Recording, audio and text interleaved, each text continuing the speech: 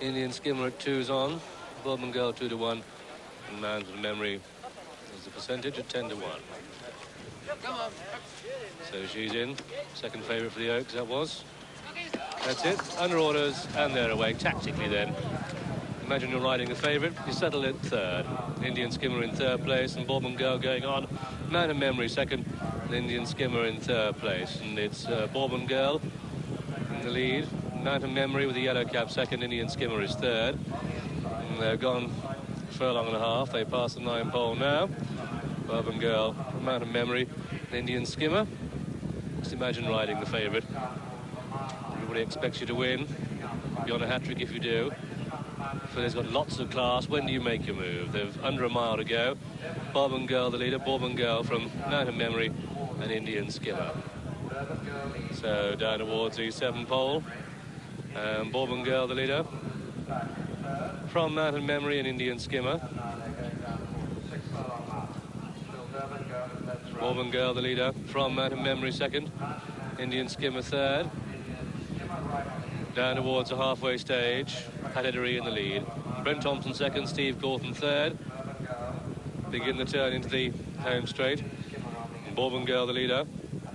From Mountain Memory and Indian Skimmer. Levelling up for home. Bourbon Girl, Mountain Memory, Indian Skimmer. Tucked in behind them on the inner. They've got 4 furlongs left to race. And who's going to make the first move? Everybody's looking around to see where Steve is. Mountain Memory on the outside of Bourbon Girl. Then Indian Skimmer is going to have to race between these. They've got 3 to go. Pat Edery is just coming off the fence, inviting Steve through. And he's going to have to come round them, is Steve. Back in third place, 2 furlongs to go. Here she comes, switch to the outside, but Pat Edery's gone on Bourbon Girl, and then Mountain Memory, but here comes Stevie on the outside on Indian Skimmer, and quickens up and goes on, and Indian Skimmer is well clear now. They go inside the final furlong, and it's Indian Skimmer in the lead, and it's Indian Skimmer well clear of Bourbon Girl and Mountain Memory. Close home, Indian Skimmer makes this look very, very easy indeed. Indian Skimmer the winner, Bourbon Girl second, and Mountain Memory third. So the result of this Tattersalls Musidora, a win for number 3, Indian Skimmer, owned by Sheikh Mohammed, trained at Newmarket by Henry Cecil, a double for him this afternoon. The 2 to 1 on favourite winner, Steve Cauthen's 26th of the season. Second is number 1, Bourbon Girl, ridden by Pat Edery, and third is number 6, Mountain Memory, ridden by Brent Thompson. Tactically a superb race by Steve Cauthen, but I've got a funny feeling he had the tackle with which to do it. Classy filly, this Indian Skimmer. Say, Graham, I think you could have won this riding sitting backwards practically, but Steve has characteristically made a beautiful job. Joe, what a lovely feeling he must be having now. Absolutely, he rode a beautiful race right the way through. I mean, Pat took them off at a nice and even pace right the way along, but Steve's been sat behind her. Filly settled very, very well. 2.5 out, he's still going very comfortably. He's just easy to the outside. He's hardly shaken up on it. She hardly ever comes off the bit, really. He just nudges away. And what a lovely sight this is. A high-class racehorse, really accelerating. Because the other two are no mugs. And Pat Edery went for everything on Bourbon Girl. Well, they both run on perfectly well, but they're just in a different class. Really almost reminds you of Petit Etoile. It does, isn't it? Same colour as well. Same colour, except that Leicester didn't usually used to win as far as that on her. He used to do it more stealthily by a head or a neck. But a lovely grey filly, a flying filly. Beautiful sight. Indian Skimmer returned the bottle on, the 2 to 1 on favourite. Bourbon Girl was sent off at 85 to 40. And the third, Mountain Memory, was an 11 to 1 chance. And that Indian Skimmer, the 11th favourite in 27 runnings of the Musidora to win, but only the 2nd in the last 11 years. And the other one was Give Thanks in 1983, the Irish filly. But she is the 6th odds-on winner of the Musidora. The most recent was the Queen's Escorial 13 years ago. And the very first filly to win the Musidora in 1961 was Ambergris, who was runner-up in the 1,000 guineas in the Oaks, ridden, of course, by Jimmy Lindley. But that Indian Skimmer And Steve Cauthen coming in there. That must be one of the finest fillies Steve Cauthen has ever ridden. And I'm certainly not after timing you and going along with what I think, what the bookmakers here believe. The punters, the professionals, went steaming in with their betting boots ablaze for that 15-8 on and 2-1 on. It wins by 4 lengths, and she is a cracking filly, and the punters knew it and got their rewards out of her. I hope you were on as well. Well, Henry Cecil must regret just a little bit his decision to take Indian Skimmer out of the Oaks, because she would be a red-hot favourite now, Joe. On today's performance, she would be, as you say, a red-hot favourite, but he must have also had a lot of good fillies in the yard at the time. I've no doubt he did, and in any case, I mean, she's in lots of other races, the Prix d'Anne, the French Oaks, which is only 1.25 miles, and that ought to be at her mercy. Except, of course, mind you, if Miesque happened to run in it, it would be rather fascinating to see this filly take on Miesque. Because the 1,000 guineas winner, Miesque, did produce a pretty considerable turn of foot at the finish of that 1 mile race. And, well, she's not necessarily certain to get further than the mile, but it would be nice to see those two together. And if you could throw in Sonic Lady, who, of course, is still in training, well, that would be a race to treasure. And let's have a look at her pedigree. She's by Stormbird, who, as I said, was champion 2-year-old and then had a very unhappy season as a 3-year-old, starting off by having his tail cut off by a disaffected stable lad. He did run once as a 3-year-old towards the back end, but that was of no account. Since going to stud, though, 3 years ago, this filly is from his second crop, and incidentally, she cost 350,000 guineas. Stormbird's done extremely well, both here and in America. Magical Wonder, I suppose, was the best, his best winner, the winner of the Jean Prat, but he's also got a German Derby winner and several other good winners. I beg your pardon, no, he didn't have a German Derby winner, but as I say, several group and stakes winners, Stormbird. The Dam has produced 1 winner, and she was out of a half-sister to Dark Mirage, which would mean a lot to you if you were an American, because Dark Mirage was the champion of 1968. There we saw McCririck showing an almost lightning turn of speed. It almost really looked like Indian Skimmer. Well, there is Henry Cecil, and is no doubt discussing with the press the ease of Indian Skimmer's victory. She won by 4 lengths, but needless to say, that did not at all represent the margin between her and the second Bourbon Girl. In a winning time of 2 minutes 7, that's a track record time, 2 minutes 7.1, a winning time of 2 minutes 12.57.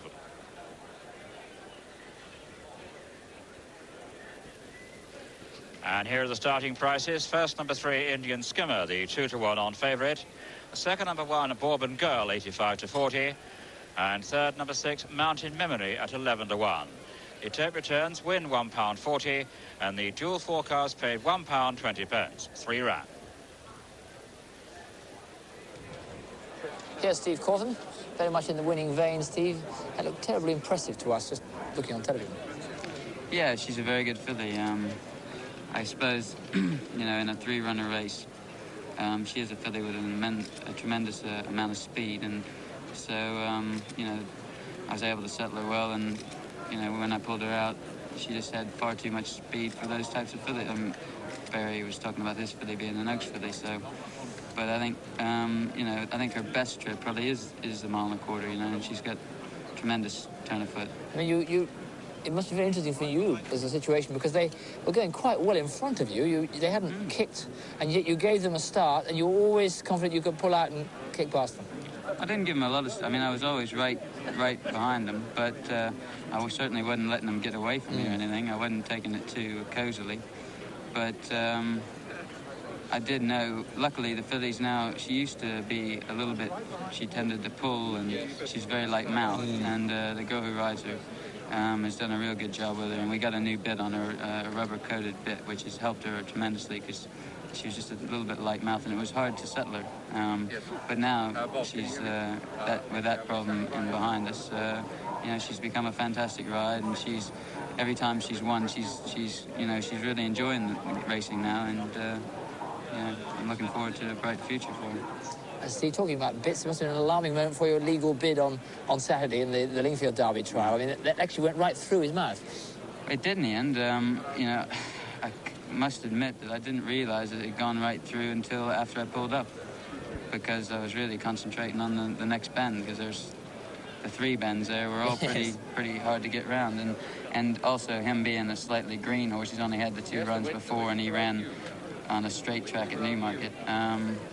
You know, it was not his fault, except that the bends were hard to make, and he was a little bit green, and he got on the wrong leg, and as you could see, nothing went around the bend well, and you know, he had a ring bit on. It probably would have been a bit better if he'd had a D bit, you know. It probably wouldn't have gone through, but luckily he went on and won and survived the incident. Finally, we're just about to have a presentation here now, but I must just ask you, legal bid, I mean, put it on the record, he in Reference Point. I know work at home is different from on the racecourse. How do you feel about Reference Point tomorrow, apropos legal bid? Is he actually better than legal bid, do you think, Reference Point? I don't know. We never really try and work our horses to find... We don't have trial gallops like to find out, you know, the only way we can tell which is going better is which one they're on the bit, they're on the bridle at home. But really, Reference Point is a very, very lazy horse, and that he's never ever worked good at home. He always worked, you know, he was a good horse because he was doing nice work, but he's always been lazy. That's why I didn't ride him in the Futurity last year. He had a lot of setbacks. He's been working well the last 3 times, and I think he'll run very well. I think, you know, he'll give a good account of himself. Tomorrow will tell us, Steve. And today's been success again. Reference Point at 13-8. This is the big Derby trial. They're under orders, and they're off, and through the first furlong, Reference Point takes up the running. Gulf King is last. Reference Point leads from Percy Fleur and Nine Saga, Deputy Governor and Colchis and Ascot Knight, all closely grouped. Behind that one comes Gulf King and Romantic Prince now the back marker, and Steve Cauthen has Reference Point in the lead. To Nine Saga, half a length second, half a length to Deputy Governor, who races third, a length to Percy Fleur 4. Then comes Ascot Knight in 5, a gap then of a length to Colchis in 6, and behind Colchis is Gulf King and Romantic Prince at the back marker, and they've got a mile left to race, and it's Reference Point who stretches. Goes on from Ninth Saga in second, then in third is Percy Fleur, 4 on the outside, Deputy Governor, 5 close up is Ascot Knight, a gap of a length then to Colchis, and they've got 6.5 to race, and it's Steve Cauthen on Reference Point in the lead. From Ninth Saga in second, and Deputy Governor is third, and then behind these comes Percy Fleur in 4, and Ascot Knight is 5, and they begin the sweep into the home stretch, and they've got 5.5 to race, and it's Reference Point in the lead from Ninth Saga in second. Deputy Governor on the outside races third, then behind these Percy Fleur close up, and then Ascot Knight. These are tracked by Colchis, who's racing well. They level up into the home straight, just over 4 to go, and it's Reference Point in the lead by a length. To Ninth Saga in second, Deputy Governor on the outside. Behind these Percy Fleur with a white cap, then comes Ascot Knight. Colchis with quite a bit to do. Gulf King starts to make ground. Romantic Prince at the back marker, and they race down to the 3 furlong point, and it's Reference Point in the lead. But here comes Ascot Knight travelling strongly. Ninth Saga, Percy Fleur in behind them. They've got 2.5 to go, and Reference Point in the lead from Ascot Knight now the challenger. Up on the outside comes Deputy Governor, who's putting in a challenge. 2 to go. Reference Point has it by a length from Ascot Knight in second. Percy Fleur is third. Then comes Deputy Governor and Colchis. Romantic Prince on the left of the picture, but just 1 to go, and Reference Point is holding on to his lead. Ascot Knight is throwing down a big challenge, but Reference Point has the answer. Ascot Knight is second. Percy Fleur is third. Reference Point holds on by a length up towards the line. Reference Point wins this. Reference Point, Ascot Knight, Percy Fleur, Romantic Prince, then came Gulf Prince, followed by Colchis and Deputy Governor, and last of all was Ninth Saga. This, for me, was a Derby winning performance. The winner of this Mecca Dante Stakes is number 9, Reference Point, owned by Mr. Louis Freeman, trained at Newmarket by Henry Cecil, the 13-8 favourite, and Steve Cauthen's 28th winner of the season, merely incidental. This was a cracking performance. Second is number 2, Ascot Knight, ridden by Walter Swinburne. Third is number 8, Percy Fleur, ridden by Tony Cross. And there is a flashed past the post. Reference Point had that length to spare over the relatively inexperienced Ascot Knight, who's run a blinder, but Reference Point will improve on this run. As they turn into the home straight, there he is, Reference Point out in front. And I agree with Graham. I think this was an entirely satisfactory performance. Reference Point came round the bend really nicely. Of course, it doesn't compare with Tattenham Corner, and because it's nice and flat. And, well, his gallop never falters. He's been really tested. Admittedly, Joe Mercer, you expected Ascot Knight to run well. What a blinder he does run. He's run a great race, but what a great race the winner's run. I mean, he's dictated all the way, and he's increased his pace. He's just beat his rivals off one at a time. Ascot, he did hang on to him for quite some time, but the winner's so gutsy, and he just keeps on battling on stage. I think a tremendous performance. And Steve Cauthen, not by any means hard on him at all. He just shows him the whip, but this horse seems to love to gallop. He absolutely does. I think he's a cracking good horse. Percy Fleur in third place with the white cap had looked to be going very easily indeed 2 furlongs out, but he can't quicken, nor can any of the rest. And the Guardian Classic Trial winner, Gulf King, is well behind. Ascot Knight was, of course, a maiden, but he turned out, I'm pretty sure, to be a damn good maiden. And I think this has been a fine performance by Reference Point. I'll be amazed if Henry Cecil isn't delighted. Steve Cauthen must be delighted too. I should be a very happy man. I mean, you know, this horse has had a lot of problems, and when you've had a horse who's had the sinus problems like this horse has, then comes back, and today was a big task, and the public are expecting a lot of him. But Steve has jumped him off today, and he's got no fear about what he's going to do on him. No, I suppose that's how he'll ride him in the Derby, like he rode Slip Anchor. I would think so.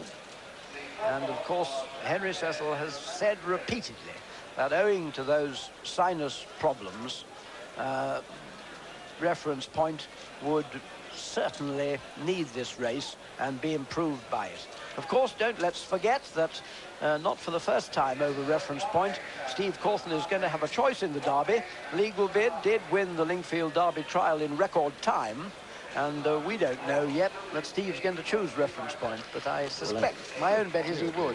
I think if Steve had a choice right this very moment, he'll stick to this particular horse. I know Legal Bid was a good performance at Lingfield Park, but I think this is an even better one today. Well, it'll be very interesting to hear what the time is. My only criticism of the whole situation is that if Reference Point is going to set off in front in the Derby, he does put himself up there to be shot at. He do, but you know, this type of horse, he loves to gallop, and provided he doesn't overdo it early on in the race, gets himself settled into his work. He's got a lovely actioned horse. He'll come down the hill like a ball, and I think he'll just love it. But, you know, the Derby's another 3 weeks off yet. Graham, I believe you have the time. Winning time was 2 minutes 8.25. That's very, very fast indeed. Roberto was 2 minutes 7.1. And there's Henry Cecil talking with Steve Cauthen on this one-length winner of the Mercadante Stakes, a length and a half separated second and third. Romantic Prince has run a cracking race to be fourth, officially placed fourth. But what a performance by Reference Point, and what a few sleepless nights Steve Cauthen's going to have. This horse or Legal Bid. Reference Point and the crowd around the unsaddling enclosure appreciate him, and they do here. They're absolutely humming the 13-8 favourite. The second Ascot Knight went off at 13-2, and the French horse, the third, Percy Fleur, was a 7-1 chance. And that Reference Point, the 9th favourite in 30 runnings to win the Mercadante, the 4th in the last 6 years. Sharistani last year, Claude Monet, and Simply Great with the other two. And of course, those two were trained like Reference Point by Henry Cecil. And Reference Point, the winner of Doncaster's William Hill Futurity, is the 4th horse to go on and take the Dante. Belvedere Flutter did it in the 80s, and 2 others of Henry Cecil's, Hello Gorgeous and Approval, also did it, and he's also the 4th horse to win the Dante on his seasonal reappearance. That Reference Point. Don't say you've not been told for months and months here on Channel 4 what a cracking good horse he is. I hope you helped yourselves. 13-8, what a price it was. Well, that is the fastest time that the Mercadante has ever been won in, and as Graham told you, not far off the time Roberto took when he beat Brigadier Gerard, inflicting the only defeat of Brigadier Gerard's career. So that was a very fast time indeed, and I suspect that that will settle not only Steve Cauthen's doubts, but the doubts of anybody else who happens to doubt reference points credentials for the Derby. What a horse. I think we can see in a moment how he's bred, and of course I'm delighted with the fact that his sire is the late, great and very, very much lamented Millreef, and home on the range was herself a really good race mare. She won 5 high-class races, including the Sun Chariot Stakes. That was the best of her wins. She was by Habitat, so she has as sire and maternal grandsire 2 of the most successful stallions in Europe for years and years. It's a pretty well perfect pedigree. Reference Point has a perfect temperament, and I don't see any reason, Joe, why he shouldn't act uphill and down dale at Epsom. He's such a beautiful mover, as you say. He should act anywhere, and he's a very placid horse, and I didn't think that the Derby parade would upset him at all. Well, here he is, and here's his starting price. First, number 9, Reference Point, 13-8 favourite. Second, number 2, Ask at Night, 13-2. And third, number 8, Persifleur, 7-1. The tape returns win £2.40. Places £1.30, £2 exactly, and £1.60. The dual forecast paid £10.40, and 8 Red Antique, the 15-8 favourite. Valuable Witness, 11-4. Dante, 130, and Cazaroon, 5-1 from 9-2. Show Me a Steady on the 10-1 mark, with Halmal at 12-1 chance. Mr. Big Louis is 16-1 from 12, all quoted. Mr. Big Louis going in there, half-brother to Alidar, but still a maiden, despite good performances in France. Dante looks like he'll be last. Here's Graham. 1 3/4 the trip. Red Antique nearest to us. Just misses the beat a little bit at the start. There's not that much pace for the first furlong, and Cazaroon leads by only half a length from Verd Antique in second place on the inside of Valuable Witness third. Mr. Big Louis is 4, and Fardante and Shomier, and Hormal, who's racing in the white cap for the 2 runners owned by Sheikh Mohammed. And it's Cazaroon in the lead at a very sedate pace indeed. From Verd Antique second and Valuable Witness third. Then Mr. Big Louis, the French raider, in 4, followed by Fardante in 5. Hormal and Shomier, the back marker, who runs particularly well here at York and normally successful over 1.25 miles. He's on the right of the picture, last at this stage. He does have a turn of foot in handicap company. See if he's good enough to have a turn of foot in this. He's got 11 furlongs left to go. So it's Cazaroon now in the lead from Verd Antique second, and then Valuable Witness on the outside of Mr. Big Louis. He's ahead of Fardante and Hormal and Shomier as they pass the 10 furlong pole, and Cazaroon the leader still from Verd Antique second, and Valuable Witness is third, and Mr. Big Louis is 4, and then Fardante on the outside of Hormal, and the back marker is still Shomier. They've got just over a mile left to race, 8.5 furlongs, and it's still Cazaroon, Walter Swinburne leading down towards the mile pole, and Cazaroon by a couple of lengths to Verd Antique. Valuable Witness is third, and Mr. Big Louis 4, and Fardante 5, and Hormal 6, and Shomier still the back marker. So at the halfway stage in the Yorkshire Cup, it's Cazaroon who leads from Verd Antique second, and Valuable Witness third, and Mr. Big Louis, and then Fardante and Hormal and Shomier. Going to be a tactical race this, see who kicks and when they kick. They've got just over 6 to go, and it's Cazaroon still who leads from Verd Antique second, and back in third is Valuable Witness, then Mr. Big Louis on the inside with Fardante and Hormal and Shomier the back marker. So Cazaroon leads from the 7-4 favourite at the off, Verd Antique. They pass a 5 furlong pole. Going to be a test of nerves this. Who's going to be the first to go? Cazaroon leading from Verd Antique in second. They're in line for home now, just over 4 to go, and they're coming down the centre of the track. That's interesting. Cazaroon has it from Verd Antique, and Mr. Big Louis on the far side, and Valuable Witness back in third, and Hormal. And look at Greville Starkey tracking Pat Edery.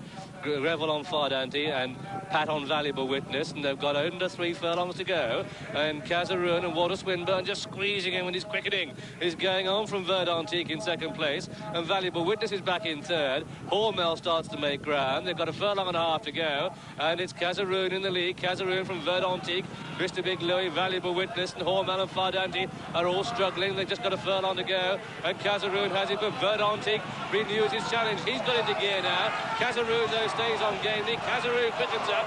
Verdantique tries to come and take him, though. Cazaroon and Verdantique, it's close up towards the line. Cazaroon and Verdantique, but Mr. Big Louis and Hormel, a big gap to Fardante and Valuable Witness. Those true stayers didn't have the turn of foot in this class. Chaumier was last. Officially, it's a photo in this Yorkshire Cup between number 7, Cazaroon, owned by Mr. Enrique Sacchetti. On the far side of those two, and nearest to us, is Verdantique, owned by Sheikh Mohammed, trained at Newmarket by Henry Cecil, and ridden by Steve Cauthen. Here's Verdantique certainly in front, a stride past the post, and it's also very close indeed for third. Just looks as if there's one horse in the picture, doesn't it? And that one horse looks like Hormel. On the far side of him, Mr. Big Louis was shaded. Very close indeed for third.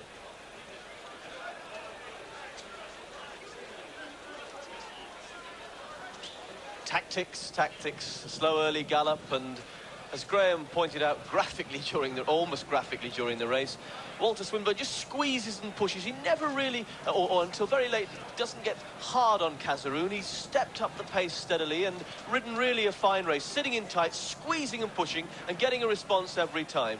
Valuable Witness, for whom the early pace wouldn't have suited, can't quicken up in this. He wants a stiffer test of stamina at a mile 6, really. A better gallop, softer ground. Hormel has done well, upped in class, coming from the back in a slowly run race. Verdantique, who chased Cazaroon the whole way, finally, having been niggled at from a long way and then driven, wears him down. But does he get there in time? It's very, very close. It's definitely on the nod here. Remember, if anything, the angle favours the horse on this side, and I would say from that picture that Verdantique has got up, but our camera is past the line.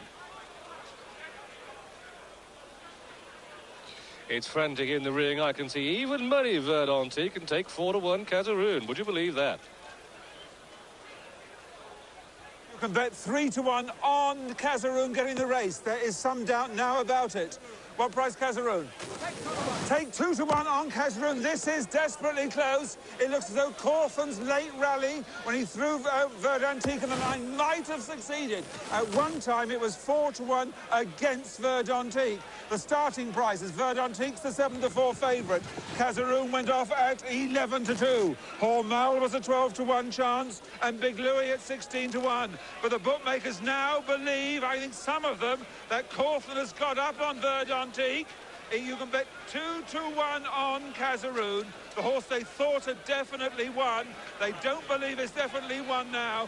Bet 2-1 on. This is exceptionally close. And those of you on the favourite who thought you'd lost, you certainly have got at least a fair amount of hope now. 7-4 Verdantique, 11-2 Cazaroon, and it's take 6-4 on. Cazaroon is in real trouble now down here. Here it comes in now. Here it comes. Verdantique wins. Cazaroon second. And Mr. Big Louis is third. So Verdantique has won after all that. The 7-4 favourite, the 22nd favourite in 56 runnings of the Yorkshire Cup, and the fourth in the last 6 years. In the final dying stride, he got up to beat Cazaroon at 11-2, with the third horse, Mr. Big Louis, at 16-1 chance. Well, Steve Cauthen and Henry Cecil, the team that have swept the board with the big prizes here this week. Steve just explaining how he managed to do it, or how it was so much trouble. Talking to Sheikh Mohammed on the left of your picture, i.e. Henry Cecil's right. In the background, Ray Gilpin of the Racing Post. Earwigging, as all good journalists are apt to in the unsaddling enclosure. Now Henry Cecil talking to Robert Acton and other members of the Mohammed Empire. Sheikh Mohammed giving Cazaroon a well-deserved pat. The distance is a short head, and that handsome head of Verdantique has just prevailed. 2.5 back to the third horse, which was Number 9, Mr. Big Louis. And Henry Cecil's horse is absolutely flying. Not just the last gasp of Verdantique, but Henry Cecil's had 10 winners now since Legal Beard won at Lingfield. 10 winners, could you believe it, from 10 12 runners. The son of Shirley Heights. Vajana. And the dam side of Verdantique's pedigree is really little known. Shirley Heights, if you follow racing in England, I'm sure you've all heard of him, a son of Milreef and a highly successful sire. The Dame Vajana was foaled in France and actually did her racing in Italy, and she won 12 races in 4 seasons over there, including a race that was third in the mile and a quarter Premio Lydia Tessio. Verdantique is her 5th foal, and she's produced a couple of other winners besides him. He is a really handsome horse. He's always been a favourite of mine. Talking to Jeff Lester and George Enna, well-known members of the journalist world. Derek Thompson on the right of picture, not missing out. When Henry speaks, we all want to listen. And here's the SP. First, number 10, Verdantique, 7-4 favourite. Second, number 7, Cazaroon, 11-2. And third, number 9, Mr. Big Louis at 16-1. The Tobe returns win £2.80, places £1.70 and £3 exactly. The dual forecast paid £10.40 and 7 ran. Ludlow 3.45. The objection is overruled. The result stands 1 Needwood Nomad 5-4 joint favourite, 6 Plot Lane the other 5-4 joint favourite, and 5 Lonesome Park at 4-1. 3 ran. Now the man who hardly trains a loser these days, Henry Cecil. Congratulations, Verdantique.